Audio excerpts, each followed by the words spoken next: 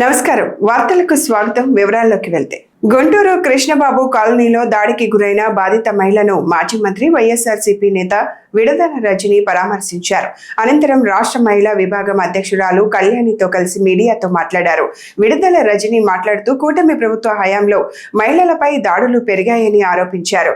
బాధిత మహిళను వివస్త్రం చేసి దాడి చేయడం అమానీయమని పేర్కొన్నారు. కలెక్టర్, డీజీపీ, ఎస్పీ కార్యాలయాలు సమీపంలో ఉన్నప్పటికీ బాధితులకు న్యాయం జరగలేదని విమర్శించారు. బోరు వేయించేందుకు టీడీపీ వార్డు కార్యదర్శి 10,000 మామూలు అడిగాడని, ఇవ్వకపోవడంతోనే ఈ దాడి జరిగిందని ఆరోపించారు. ఫిర్యాదు చేసిన పోలీసులు తక్షణ చర్యలు తీసుకోలేదని, పోలీసులు అలసత్వం వల్లే ఈ ఘటన జరిగిందని అన్నారు. ఈ కూటమి ప్రభుత్వం అధికారంలోకి వచ్చాక మరి ఏ విధంగా ఒక మహిళను వివస్త్రణకు గురి చేసి ఎంత దారుణమైనటువంటి ఘటన చోటు చేసుకుందో మనం అందరం కూడా చూసాము, విన్నాము. మరి ఈరోజు ఇక్కడికి మేమంతా వచ్చి మా నాయకుడు జగన్మోహన్ రెడ్డి గారి ఆదేశాల మేరకు వైఎస్ఆర్ కాంగ్రెస్ పార్టీకి సంబంధించినటువంటి మహిళలు మేమంతా కూడా వచ్చి ఈరోజు ఆ బాధిత మహిళని కలిసి తనకు ఓదార్పునిచ్చి తనకు మేమంతా ఉన్నామని చెప్పి ఒక మారల్ సపోర్ట్గా నిలబడడం జరిగింది. అలాగే వారి కుటుంబాన్ని కూడా పరామర్శించి అసలు ఏం జరిగింది, ఈ గొడవ ఎలా మొదలైంది, ఏమేం జరిగింది అని వారి మాటల్లో అడిగి తెలుసుకోవడం జరిగింది. ఈ ఘటన ఎంత దారుణం అంటే అంత దారుణం అని చెప్పొచ్చు, అంత బాధాకరం. ఇలాంటి ఘటన ఈ రోజున మన ఆంధ్రప్రదేశ్ రాష్ట్రంలో నెలకొందంటే ఇది ఖచ్చితంగా ముమ్మాటికి ఈ గవర్నమెంట్ ఫెయిలియర్.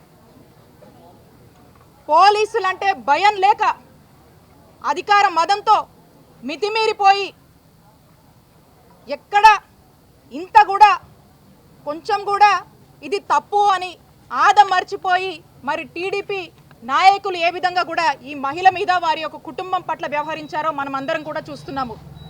ఈ ఇన్సిడెంట్ చాలు బీహార్ని మించి ఈరోజు ఆంధ్రప్రదేశ్ రాష్ట్రంలో ఏ విధంగా ఈ ప్రభుత్వం వచ్చాక మరి టీడీపీ వాళ్ళు గూండాల్లాగా రౌడీల్లాగా చెలరేగుతున్నారో ఇదే ఇన్సిడెంట్ అందరికీ కూడా ఒక నిదర్శన అని చెప్తా ఉన్నాను. ఈ ఇన్సిడెంట్ వాస్తవాల్లోకి వెళ్తే మనం ఎవరైతే ఈ మహిళ ఉందో వారి యొక్క కుటుంబం వాళ్ళ ఇంటి ముందు బోరు రిపేర్ చేసుకుంటూ ఉంటే ఆ వార్డు సెక్రటరీ అయినటువంటి టీడీపీ నాయకుడు వచ్చి మీరు మీ ఇంటి ముందు బోర్ రిపేర్ చేస్తున్నారు అని చెప్పి మాకు మామూలు ఇవ్వాలి, 10,000 మాకు మామూలు ఇచ్చే మీ ఇంటి ముందు మీ బోర్ రిపేర్ చేసుకున్నాను డిమాండ్ చేశాడు. మా ఇంటి ముందు మేము మా బోరు రిపేర్ చేసుకుంటే నువ్వెవరయ్యా, నీకెందుకు ఇయ్యాలయ్యా అని చెప్పి అడిగినందుకు ఇంత దారుణమైనటువంటి పరిస్థితి ఈరోజు నెలకొంది. గుంటూరు పశ్చిమ ఎమ్మెల్యే గల్లా మాధవి మాజీ మంత్రి అంబటి రాంబాబుపై తీవ్ర స్థాయిలో విమర్శలు చేశారు. తనపై ఆధారాలు లేకుండా ఆరోపణలు చేస్తున్నారని, ఆయనపై పరువు నష్టం దావా వేస్తానని ప్రకటించారు. మహిళపై జరిగిన ఘటనను రాజకీయ లబ్ధి కోసం ఉపయోగించుకోవడం దుర్మార్గమని ఆమె అన్నారు. అంబటి రాంబాబు విడుదల చేసిన వీడియో పూర్తిగా కల్పిత కథనమని, ఎలాంటి ఆధారాలు లేకుండా తనపై ఆరోపణలు చేయడం సరికాదని పేర్కొన్నారు. బాధిత మహిళకు న్యాయం చేయడమే తమ ప్రభుత్వ లక్ష్యమని, ఘటన జరిగిన వెంటనే స్పందించి చర్యలు తీసుకున్నామని తెలిపారు.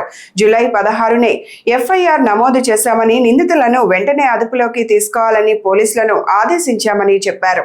అందరికీ నమస్కారం. గత 2 రోజుల క్రితం కృష్ణబాబు కాలనీలో ఒక మహిళ పట్ల జరిగిన అరాచకం ప్రతి ఒక్కరికి ఇప్పుడు రాష్ట్ర వ్యాప్తంగా తెలిసిన విషయం. అయితే ఈ విషయానికి సంబంధించి దాని తాలూకు చర్యలకు సంబంధించి మహిళా కమిషన్ దగ్గర నుంచి కూడా ప్రతి ఒక్కరూ దీనికి తీసుకున్న చర్యలు ఏంటో చెప్పడం జరిగింది. ఈరోజు పోలీస్ స్టేషన్లో దీనికి కారకులైన వాళ్ళు శిక్షణ అనుభవిస్తూ ఉన్నారు.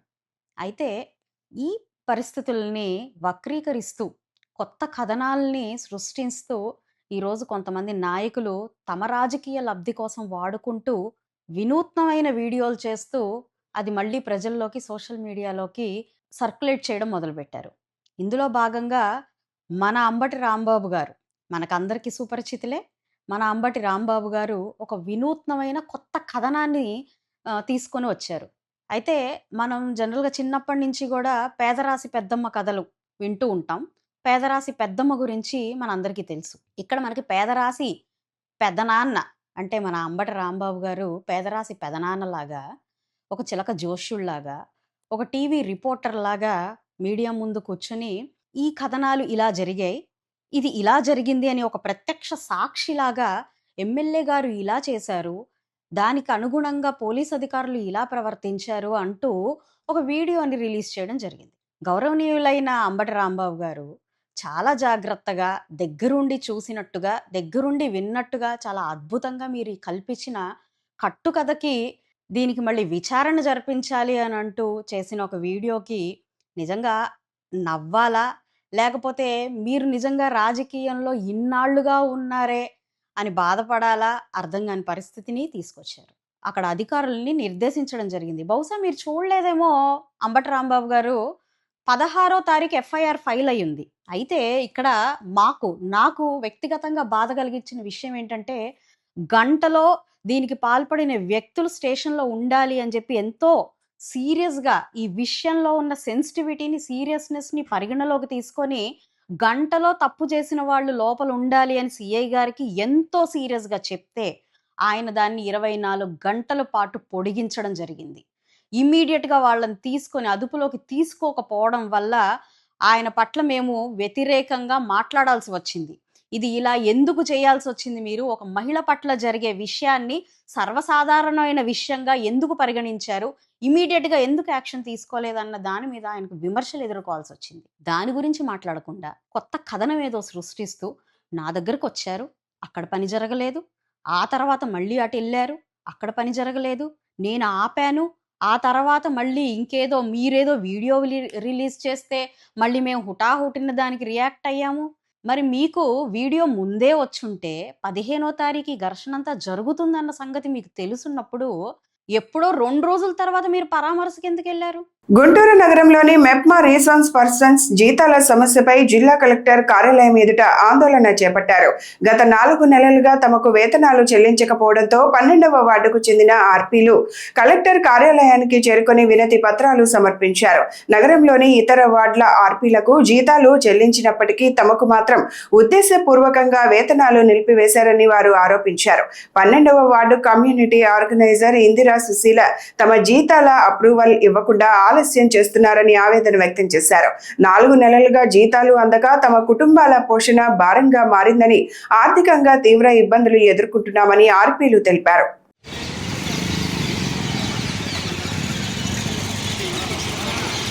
బాపట్ల నియోజకవర్గ వైఎస్ఆర్సీపీ పార్టీ కార్యాలయంలో నిర్వహించిన కార్యక్రమంలో మాజీ ఎమ్మెల్యే కోన రఘుపతి జగన్ 2.0 సూపర్ యాప్ ను ఆవిష్కరించారు. ఈ సందర్భంగా మాట్లాడుతూ భవిష్యత్తులో మెరుగైన పరిపాలన అందించాలనే లక్ష్యంతో వైఎస్ఆర్సీపీ అధినేత YS Jaganmohan Reddy Jagan 2.0 super app ను ప్రవేశపెట్టారని తెలిపారు. బాపట్ల నియోజకవర్గంలోని ప్రతి వైఎస్ఆర్సీపీ కార్యకర్త సుక్షితులైన రిపోర్టర్లుగా పనిచేయాలని, ఎక్కడ ప్రజా సమస్యలు లేదా ఇబ్బందులు ఎదురైన వెంటనే జగన్ 2.0 సూపర్ యాప్ లో నమోదు చేసేలా సిద్ధంగా ఉండాలని సూచించారు. అదేవిధంగా నియోజకవర్గ ప్రజలంతా కూడా ఈ యాప్ ను డౌన్లోడ్ చేసుకుని తమ సమస్యలను నేరుగా అందులో నమోదు చేయాలని కోరారు. ఈ కార్యక్రమంలో వైఎస్ఆర్సీపీ నియోజకవర్గ నాయకులు, పార్టీ కార్యకర్తలు పాల్గొన్నారు. మరి ఒక పక్క ఆ మాట చెప్తూనే ఆయన గొప్పతనాన్ని అద్భుతంగా వర్ణిస్తూనే ఇంకొక పక్క రైతులకి భయపెడతా ఉన్నాడు. మీరు పంటలు వేయొద్దు అని జాగ్రత్త అని చెప్తా ఉన్నాడు. అంటే డబుల్ స్టాండర్డ్స్. ఎవరు పట్టినా ఊరికి భజన చేయటం తప్పించి చంద్రబాబు నాయుడు గారికి దాంట్లో ఉన్నటువంటి ఒక్క నిజాయితీ లేదు. ఏ సివిల్ సప్లైస్ మంత్రి గారు చూసినా ఎక్కడ రేషన్ బియ్యం ఎటు పోతుందో తెలియట్లేదు. నేరుగా 10 రూపాయలు పెట్టి రేషన్ డీలర్ కొంటా ఉన్నాడు, 13 రూపాయలకి ఒక మిల్లర్కి అమ్ముతా ఉన్నాడు, 32 రూపాయలకి ప్రభుత్వానికి అమ్ముకుంటున్నాడు ఆయన. ఏంది ఇది? ఎంత ఎక్కడైనా ఉందా? అసలు ఏం పోతాయి? వ్యవస్థలు ఎక్కడ పోతా ఉన్నాయి? ఇవన్నీ కూడా మరి ఒక ప్లాన్డ్గా కరప్షన్ జరుగుతూ ఉంది. ఇది చాలా దుర్మార్గమైనటువంటి కార్యక్రమం. వీటన్నిటిని కూడా మనం ఖచ్చితంగా ఎండగట్టాల్సినటువంటి సమయం రాబోతా ఉంది. గతంలో ఇదే రేషన్ బియ్యం మీద 40% వాడుతున్నారు, ఇచ్చిన వాళ్ళు మిగతా వాళ్ళు అమ్ముకుంటున్నారని తెలిస్తే మేము ఆ రోజు సార్టెక్స్ బియ్యం తీసుకొచ్చాం, నాణ్యమైనటువంటి బియ్యాన్ని ఇచ్చాం, సన్న బియ్యాన్ని ఇచ్చాం. స్వర్ణ వెరైటీ కాదు, బీపీటీ బియ్యాన్ని గుంటూరు జిల్లా వాళ్ళకి ఇవ్వాలని ఆ రోజు ఆలోచన చేశాం. దాదాపు 70% తీసుకొని వెళ్ళాం వాడకాన్ని తీసుకొని. ఈరోజు ఏది ప్రయత్నం ఏది? అసలు ప్రజలకు ఇచ్చేటువంటి ఆ రేషన్ బియ్యాన్ని కూడా ఇవ్వకుండా ఎలా చేసుకోవాలి?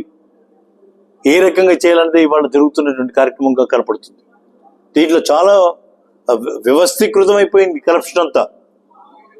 ఇది చాలా దుర్మార్గమైనటువంటి ఇటువంటి అనేక కార్యక్రమం శాంపిల్ చెప్పాను. రేపు ఈ యాప్ ద్వారా ఎక్కడ ఏ రేషన్ డీలర్ ఎక్కడ ఎవడికి అమ్మాడు, ఎవడు దాని వెనకాతలు ఉన్నాడు, ఏం జరుగుతోంది అనేటువంటి ప్రతి విషయాన్ని కూడా మేము దీన్ని నిక్షిప్తం చేస్తాం. రాబోయేటువంటి రోజుల్లో మరి ఆ చేసినదంతా కూడా కక్కిచ్చేదాకా వదిలిపెట్టమని కూడా ఈ సందర్భంగా తెలియజేసుకుంటున్నాం. ఇది కార్యకర్తకి ఒక బలాన్ని ఇచ్చేటువంటి ఒక కార్యక్రమంగా మరి వైఎస్ఆర్ కాంగ్రెస్ పార్టీ శ్రేణులన్నీ కూడా ఉత్సాహంగా ఈ కార్యక్రమంలో పాల్గొన్నారని, ప్రతి వాళ్ళు దీన్ని ఈ యాప్ని డౌన్లోడ్ చేసి విస్తృతంగా వినియోగించాలని చెప్పి మీ ద్వారా ప్రతి ఒక్కరికి తెలియజేస్తున్నాను. వైఎస్ఆర్ కాంగ్రెస్ పార్టీ కార్యకర్తలు మాత్రమే కాదు, సామాజిక స్పృహ ఉన్నటువంటి ప్రతి ఒక్కళ్ళు దీంట్లో భాగస్వాములు కావచ్చు. దాదాపు 1,70,00,000 ఓటర్లు జగన్మోహన్ రెడ్డి గారికి ఓటేసినటువంటి పరిస్థితి.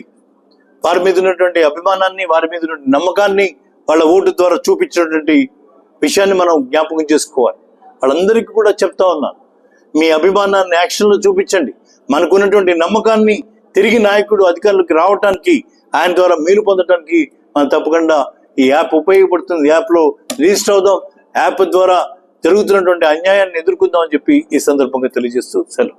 గుంటూరు మున్సిపల్ కార్యాలయం వద్ద సోమవారం సిపిఐ గుంటూరు నగర సమితి ఆధ్వర్యంలో అర్హులైన నిరుపేదలతో భారీ మహాధర్నా నిర్వహించారు. సొంత ఇల్లు లేని పేదలకు వెంటనే ఇంటి స్థలాలు కేటాయించాలని ప్రభుత్వాన్ని డిమాండ్ చేశారు.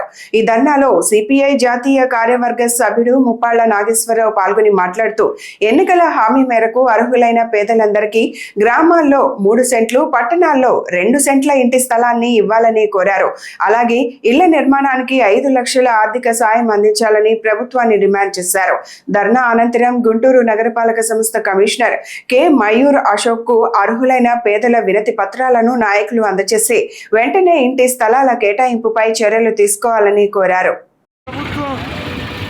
పట్టణాల్లో సెంటు, గ్రామాల్లో ఉన్న వారికి సెంటున్నర స్థలం ఇచ్చి చేతులు దులుపుకుంటే, పట్టణాల్లో 2 సెంట్లు ఇవ్వాలి, గ్రామాల్లో 3 సెంట్లు ఇవ్వాలని సిపిఐ ఆధ్వర్యంలో రాష్ట్ర వ్యాప్తంగా జగన్మోహన్ రెడ్డి ప్రభుత్వం ఉన్నప్పుడు ఆందోళన చేశాం.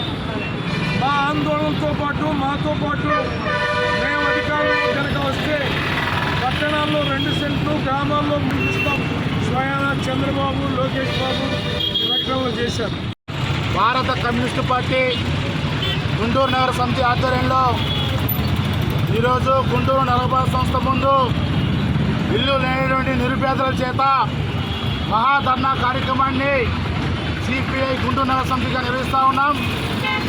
మేము సిపిఐగా ఒకటి అడుగుతూ ఉన్నాం, ఈ ఎన్నికల హామీలో కూటమి ప్రభుత్వం ఇచ్చినటువంటి ప్రధానమైన హామీ ఏదైతే ఉందో, పట్టణాల్లో 2 సెంట్లు ఇస్తాము, గ్రామాల్లో 3 సెంట్లు ఇస్తామని చెప్పి ఇంటి నిర్మాణానికి 4 లక్షల రూపాయలు ఇస్తామని చెప్పేసి హామీ ఇచ్చారు. ఆ హామీ ఇచ్చి సుమారు 3 సంవత్సరాలు గడుస్తూ ఉంది. ఈ ప్రభుత్వం ఏర్పడే 3 సంవత్సరాలు గడుస్తూ ఉన్నా ఇప్పటికీ ఆ హామీ అమలు చేయడంలో ప్రభుత్వం ఒక్కడు కూడా ముందుకు వేయడం లేదు. సాధన కోసం అలాగే పేదలకు బంజరు భూములు పంపిణీ చేయడం అర్ధ శతాబ్దంగా లక్షలాది ఎకరాలలో గ్రామీణ పేదలకి, దళితులకి, వ్యవసాయ కార్మికులకి పంపిణీ చేపించిన చరిత్ర అధికారంలో ఏ పార్టీ ఉన్నా పోరాడే శక్తి సిపిఐ పార్టీ సాధించింది. సిపిఐ పార్టీ ఈ ప్రభుత్వం నిన్న జూన్ 12వ తారీఖుకి 2 సంవత్సరాలు అధికారంలోకి వచ్చి పూర్తయింది. ఈ రాష్ట్రంలో ఉన్న పేదలందరికీ హౌసింగ్ ఫర్ ఆల్ అనే ఒక జీవో ఇచ్చింది ప్రభుత్వం. హౌసింగ్ ఫర్ ఆల్ అని చెప్పినప్పుడు అందరికీ ఇళ్ళ స్థలాలు ఇస్తాము, స్థలం ఉన్న వాళ్ళకి డబ్బులు ఇచ్చి ఇల్లు కట్టిస్తామని చెప్పారు. గుంటూరు తాడేపల్లి మండలంలోని కొత్తూరు గ్రామం గల్లీ బజార్ ఆంజనేయ స్వామి ఆలయం సమీపంలో రోడ్డును ఆక్రమించి ఇల్లు నిర్మించారని ఆరోపిస్తూ గ్రామస్తులు జిల్లా కలెక్టర్ కు పీజీఆర్ఎస్ ద్వారా ఫిర్యాదు చేశారు. ఈ సందర్భంగా గ్రామస్తుడు కంచర్ల బాను మాట్లాడుతూ సికా రత్నం, సికా సుధాకర్ అనే వ్యక్తులు రోడ్డును మూసివేసి ఇల్లు నిర్మించడంతో రాకపోకలకు, డ్రైనేజీ వ్యవస్థకు తీవ్ర ఇబ్బందులు ఏర్పడ్డాయని ఆరోపించారు. ఈ సమస్యపై ఇప్పటికే పలుమార్లు సంబంధిత అధికారులకు వినతి పత్రాలు ఇచ్చినా ఎలాంటి చర్యలు తీసుకోలేదని ఆయన ఆవేదన వ్యక్తం చేశారు. రహదారి ఆక్రమణపై విచారణ జరిపి సమస్యను పరిష్కరించాలని జిల్లా కలెక్టర్ను కోరారు. బాను అండి, తాడేపల్లి మంగళగిరి నియోజకవర్గం అండి. మాది రోడ్డు డ్రైనేజ్ ఇష్యూ సార్. మాది 30 years నుంచి మేము ఫైట్ చేస్తూనే ఉంటున్నాం సార్. అంటే మా ఫాదర్ వాళ్ళ నుంచి చేస్తూనే ఉన్నాం. మా ఫాదర్ వాళ్ళు ఎక్స్పైర్ అయిపోయారు. అయితే తర్వాత మేము 4 times ఇక్కడ పీజీఆర్ఎస్ పెట్టాము. మాకైతే ఏం న్యాయం జరగట్లేదు సార్. ఇక్కడ కలెక్టర్ ఆఫీస్ పీజీఆర్ఎస్ అంటున్నారు కానీ మాకైతే ఏం న్యాయం జరగలేదు. అయితే మెయిన్ ఇష్యూ దీనికి ఏంటంటే, ఇది రోడ్డు అయితే సార్, రోడ్డు మధ్యలో వాళ్ళు ఇల్లు కట్టుకున్నారు సార్. వాళ్ళకి సపోర్టింగ్ కోసం వాళ్ళకి కంప్లీట్గా సపోర్టింగ్ 50 కుటుంబాలు ఉన్నాయి సార్. వాళ్ళు మేమైతే ఒకటే ఫ్యామిలీ. అయితే మమ్మల్ని బెదిరిస్తున్నారు, మమ్మల్ని చంపేస్తాం అంటున్నారు, బెదిరిస్తున్నారు. వాళ్ళకి కంప్లీట్గా సపోర్ట్ ఇస్తున్నది కూడా టీడీపీ తాడేపల్లి ఇన్ఛార్జ్ ఒక అతను, వల్లభనేని వెంకటరావు అనే ఒక అతను ఉన్నారు సార్. వాళ్ళు ఇస్తున్నారు. వాళ్ళు మాకు ఫోన్ చేశారు కూడా.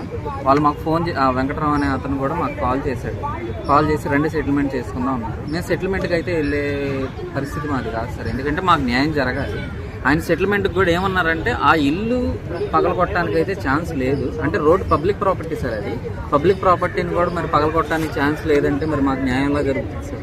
మాకైతే రోడ్డు డ్రైనేజీలు కావాలని అయితే మేము పెట్టుకున్నాం సార్. యాక్చువల్లీ మరి కలెక్టర్ గారు వాళ్ళు కూడా ఇంతవరకు రెస్పాండ్ అవ్వలేదు. పోయినసారి వచ్చినప్పుడు కూడా కలెక్టర్ గారు, జాయింట్ కలెక్టర్ గారి దగ్గర పెట్టినప్పుడు జాయింట్ కలెక్టర్ గారు ఏమన్నారంటే, ఇది చాలాసార్లు వచ్చావు కదా నువ్వు, అసలు ఇది మేమైతే కమిషనర్ గారికి అయితే చెప్పాము. నా ముందు కాల్ చేశారు కలెక్టర్ గారు కూడా, కమిషనర్ గారు కలీం బాషా గారు చేశారు. మరి ఇదేంటి కంప్లీట్ ఏదన్నా పొలిటికల్ ఏమన్నా ఇన్ఫ్లుయెన్స్ ఏమన్నా ఉందంటారా అన్నారు. కంప్లీట్గా పొలిటికల్ ఇన్ఫ్లుయెన్స్ ఉంది సార్. అది మా దగ్గర కూడా రికార్డెడ్ ఎవిడెన్స్ కూడా ఉంది. మా దగ్గర ఫోన్ రికార్డింగ్స్ కూడా ఉన్నాయి. టౌన్ ప్లానర్ ఫస్ట్ నోటీస్ ఇచ్చారు సార్. ఆ ఇల్లు మధ్యలో కట్టిన వాళ్ళకి నోటీస్ ఇచ్చారు. ఏమని, ఇల్లు మధ్యలో కట్టారు కదా, మీకేమన్నా ప్రూఫ్లు ఉన్నాయా ఇల్లు కట్టడానికి అని చెప్పని అడిగారు. వాళ్ళ దగ్గర అయితే ఏం ప్రూఫ్లు లేవని చెప్పారు. అయినా కానీ తర్వాత కమిషనర్ గారు వచ్చి, మీరు ఒక కిట్కి కూడా కట్టడానికి వీలు లేదని చెప్పన్నారు. నిన్న ప్లాస్టింగ్ కూడా చేస్తున్నారు. దాని గురించి మేము టౌన్ ప్లానింగ్ వాళ్ళు కాల్ చేస్తే, మేమైతే ఏం చేయలేము సార్. అది వల్లభనేని వెంకటరావు గారు డీల్ చేస్తున్నారు అని చెప్పని డైరెక్ట్గా పేరు కూడా మాట్లాడి కూడా చేశారు.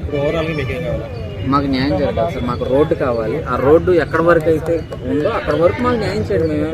మాకు వేరే ఇదేం అవసరం లేదు సార్. మాకు ఇది ఫండమెంటల్ రైటే కదా సార్ ఎవరికైనా రోడ్డు డ్రైనేజ్ అనేది. దాని గురించి నేను టీడీపీ గవర్నమెంట్ని కూడా మెన్షన్ చేయడానికి కారణం ఏంటంటే, ఇప్పుడు ఎందుకు మెన్షన్ చేస్తున్నానంటే, ఒక సంస్థలో ఎవరన్నా పనిచేసేటప్పుడు ఆ సంస్థలో తప్పు చేస్తే ఆ సంస్థకు కూడా పేరే కదా సార్. అది అందుకని మెన్షన్ చేస్తాను సార్. దాని గురించి మీరు కొంచెం.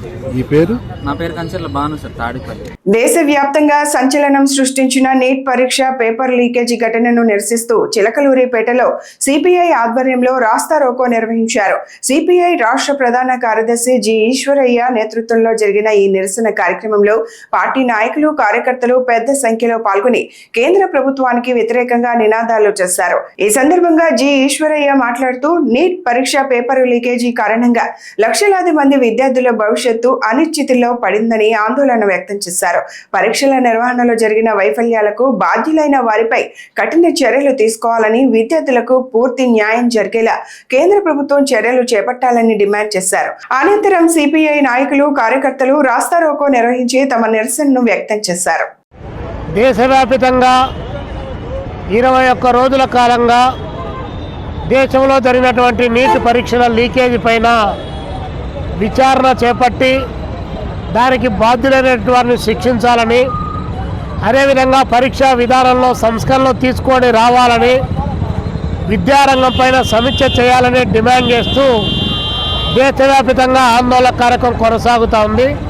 ఢిల్లీ కేంద్రంగా సోనం వాంగ్చుక్ గారు దాదాపు 19 రోజుల పాటు ఆమరణ నిరాదీక్ష చేసి, ఈ దేశంలో ఉన్నటువంటి విద్యాశాఖ మంత్రి గారు వరుసగా ఈ దేశంలో 12 సంవత్సరాల కాలంలో 89 సార్లు పేపర్ లీకేజీలు అయ్యి పరీక్షలన్నీ కూడా రద్దయిపోయి లక్షలాది మంది విద్యార్థుల భవిష్యత్తు అంధకారంగా తయారైందని చెప్పి ఒకవైపున ఆందోళన చేస్తూ ఉంటే, కనీసం ఈ ప్రభుత్వం పట్టించుకోకుండా నిర్లక్ష్యంగా వ్యవహరించేటువంటిది కళ్ళ ముందు కనిపిస్తూ ఉంది.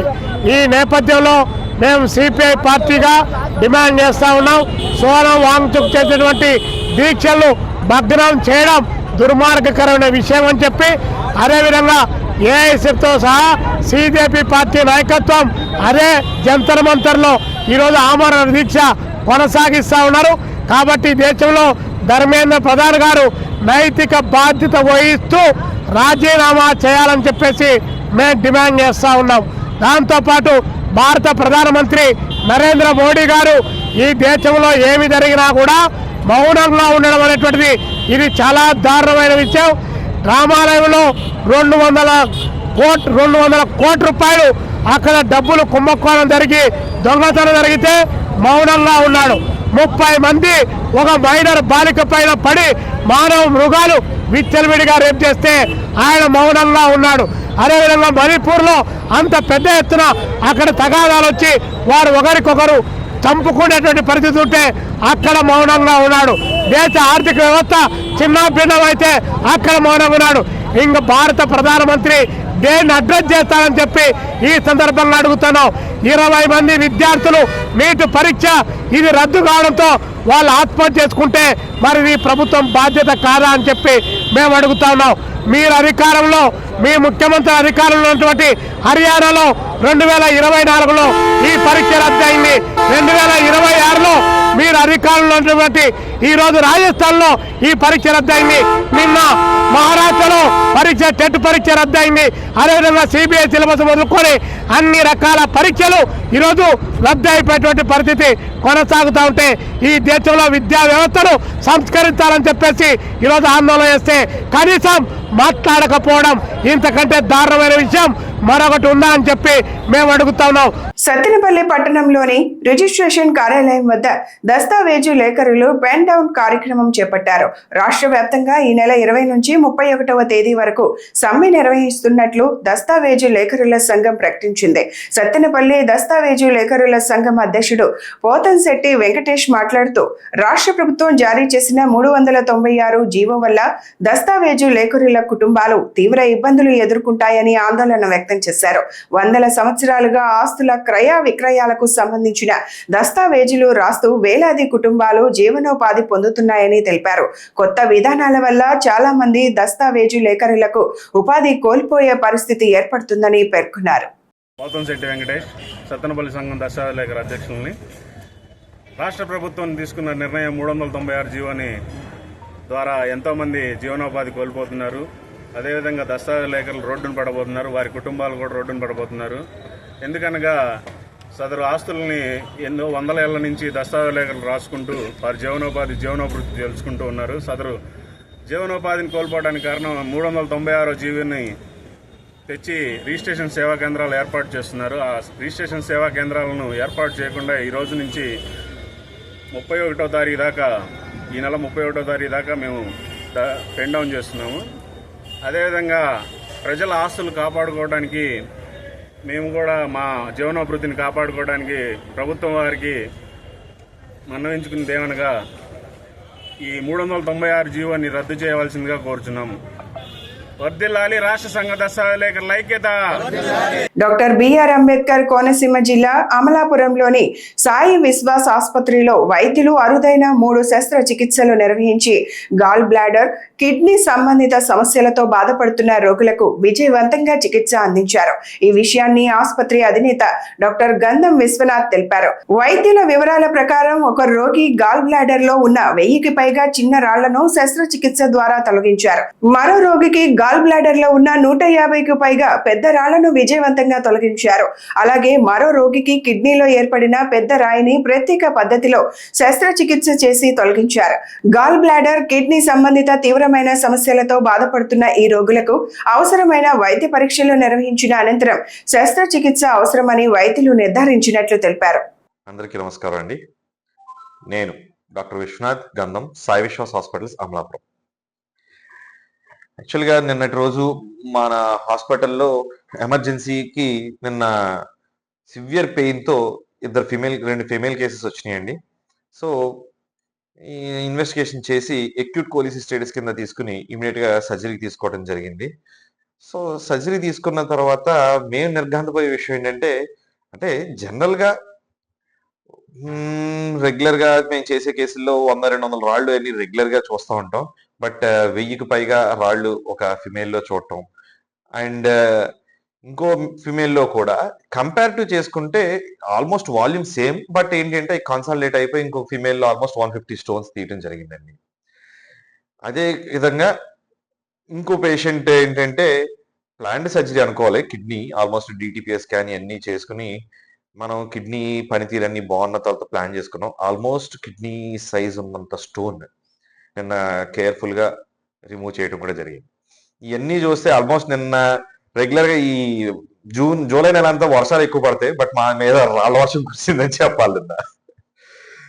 సో అంటే ఈరోజు మీ ముందుకు వచ్చి మాట్లాడుతుంది ఏంటి అంటే రెగ్యులర్గా ఈ రాళ్ళు చూస్తాం. బట్ ఈ మధ్య కాలంలో ఈ గాల్ బ్లాడర్ స్టోన్స్ అని విపరీతంగా పెరిగిపోయినాయి. అంటే ఏదో పబ్లిసిటీ కోసం కాదు కానీ ఇది ఒక అవగాహన కింద తెలియాలి, జనాలకి అవగాహన రావాలి. జనాలకి ఈ రాళ్ళని ఎలా ఎరాడికేట్ చేయొచ్చు, రాకుండా ఎలా చూసుకోవచ్చు. అంటే రెగ్యులర్ ఈ రాళ్ళు ఎక్కువగా ఫిమేల్స్ లో ఫ్యాటీ డైట్ ఎక్కువ తీసుకునే వాళ్ళు 40s దాటిన ఫిమేల్స్ లో ఎక్కువగా ఇవన్నీ ఎక్కువ కనబడతా ఉంటాయి. ఎక్కువ ఫాస్టింగ్ ఏమి తినకుండా ఖాళీ కడుపు ఎక్కువ సమయం ఉంచేసి, అంటే మనం తిన్నా తినకపోయినా మన బైల్ అనేది లివర్ నుంచి ఎక్కువగా రెగ్యులర్ గా సెక్రేట్ అవుతూ ఉంటుంది. అది వెళ్ళి గాల్ బ్లాడర్ లో స్టోర్ అవుతూ ఉంటుంది. Proper hydration and proper diet తీసుకోపోవటం వల్ల ఈ బైల్ అనేది రిలీజ్ అయ్యి పేగులోకి రావాలనే సిగ్నల్ పాత్వే లేకపోతే లోపల అనేది మకిరి కింద చేరిపోయి స్లోగా చిన్న చిన్న స్టోన్స్ కింద ఏర్పడి కన్సాలిడేట్ అయ్యి పెద్ద పెద్ద రాళ్ళు కూడా ఏర్పడిన రోజులు ఉన్నాయి. బట్ పెద్ద రాళ్ళు సింగిల్ స్టోన్ పెద్ద అయిపోవటం వల్ల పెద్ద ప్రమాదం లేదు కానీ సార్, చిన్న చిన్న స్టోన్స్ ఉన్నప్పుడు ఒక్కోసారి ఎక్కువ ఫ్యాటీ డైట్ తీసుకున్నప్పుడు అవి రాళ్ళు జారి కింద పేగులోకి వచ్చి అడ్డుపడిపోతే మళ్ళీ అబ్స్ట్రక్షన్ వచ్చి అబ్స్ట్రక్టివ్ జాండీస్ లో కూడా వెళ్ళే అవకాశం లేకపోలేదు. సో ఏంటి అంటే జనరల్ గా అందరూ నాకు గ్యాస్ కంప్లైంట్ తినదు పొట్ట పట్టేస్తుంది అంటా ఉంటారు. బట్ ఎర్లీ ఫ్లాట్లెన్స్ తర్వాత తిన్న వెంటనే పొట్ట పట్టేయడం అనేది maybe a sign of gall bladder stone. So దీన్ని ఒకసారి అల్ట్రాసౌండ్ చేయించి అంటే కొట్టి దగ్గరికి గ్యాస్ బిల్ వేసేసుకుంటే తగ్గిపోతుంది అంటున్నారు. ఇలాగ ఇంత రాళ్ళు అయిపోయిన తర్వాత కానీ హాస్పిటల్స్కి రావట్లేదు.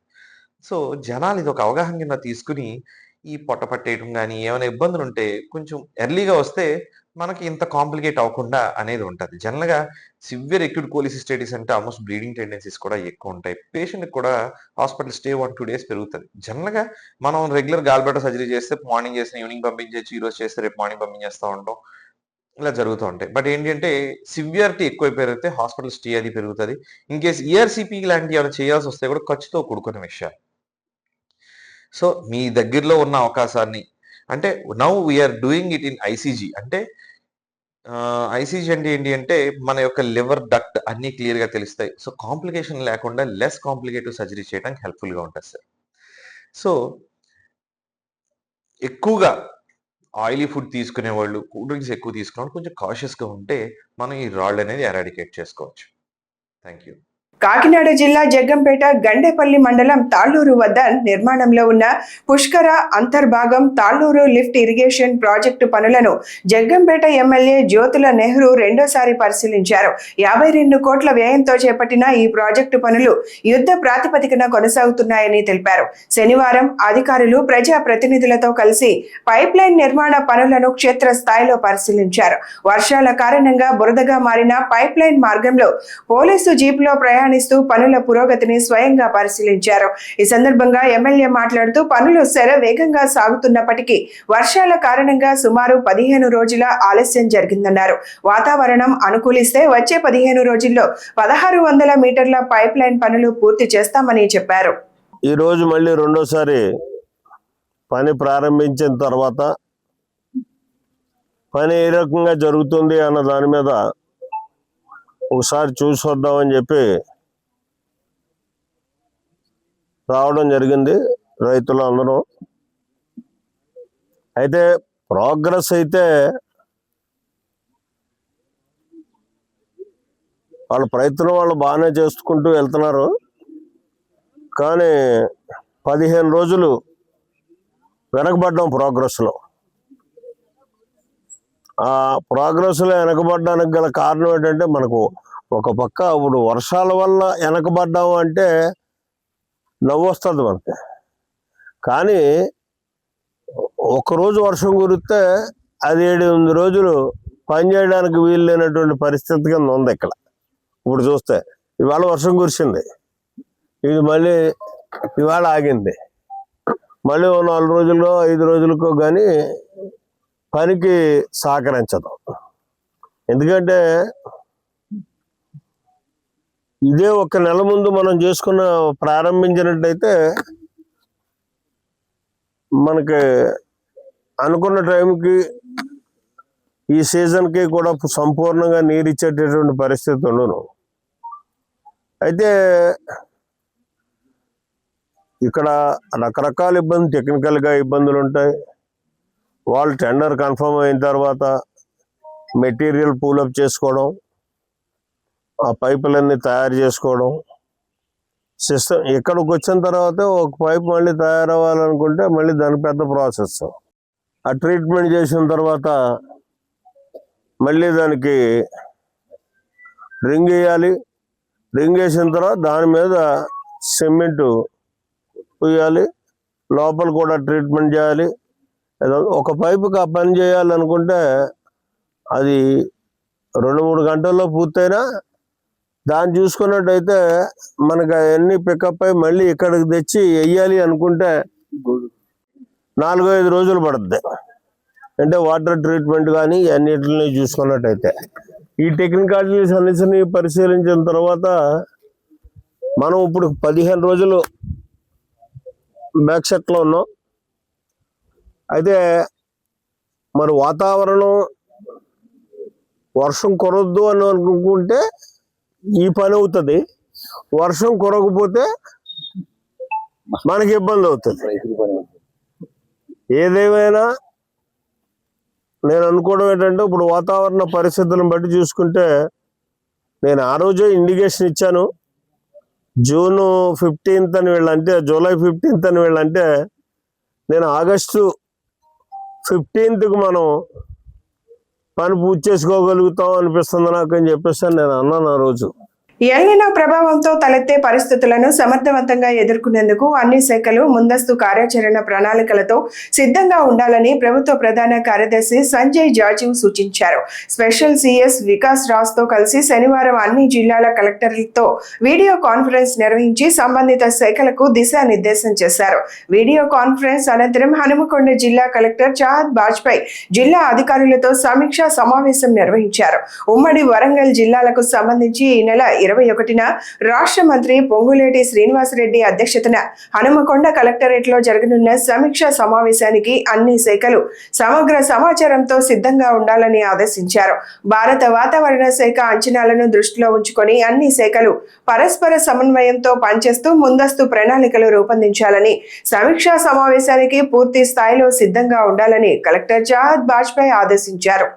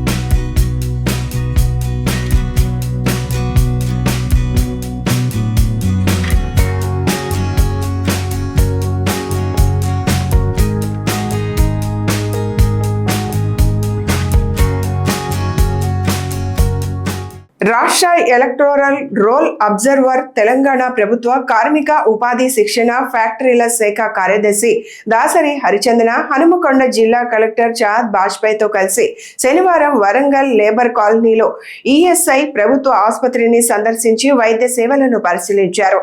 ఆసుపత్రిలోని వివిధ వార్డులను సందర్శించిన హరిచందన దాసరి చికిత్స పొందుతున్న రోగులతో నేరుగా మాట్లాడి వారి ఆరోగ్య పరిస్థితి, అందుతున్న వైద్య సేవలు, మందుల లభ్యత, వైద్య సిబ్బంది స్పందనపై వివరాలు అడిగి తెలుసుకున్నారు.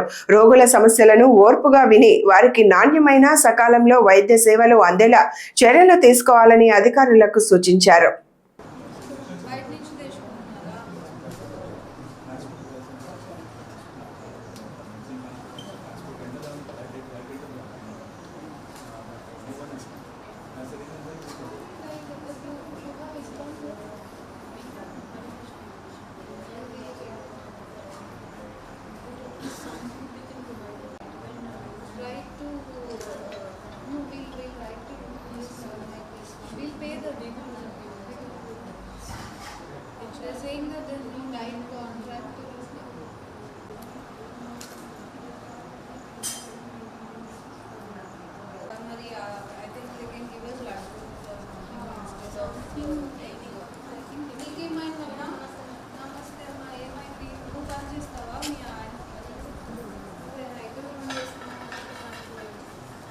ఎలా ఉంది అక్కడ పని? నీకు జీతం అందిస్తున్నారు, పెంచాం కదా, అడుగు పెంచామని చెప్పు.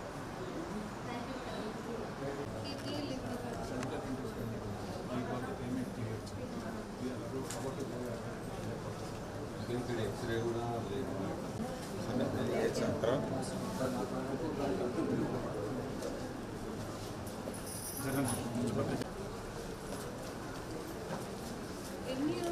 ఇది ఎక్స్టెండ్ ఎంత కాంతి?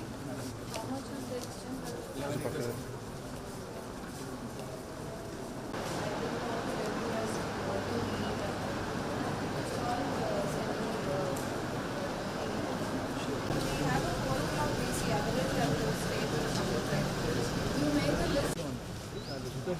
Why are you having dispensary when people can come to IP here? Dispensary you shift.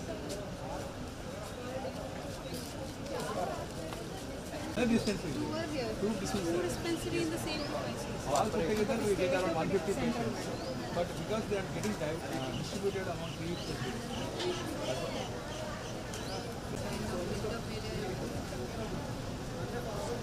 ఇంకేమైనా ఉన్నాయమ్మా మేజర్గా? మాది office. I wanted to stay, but I didn't know you were so far. We have to go back. ఈ వార్తలు ఇంతటితో సమాప్తం. నమస్కారం.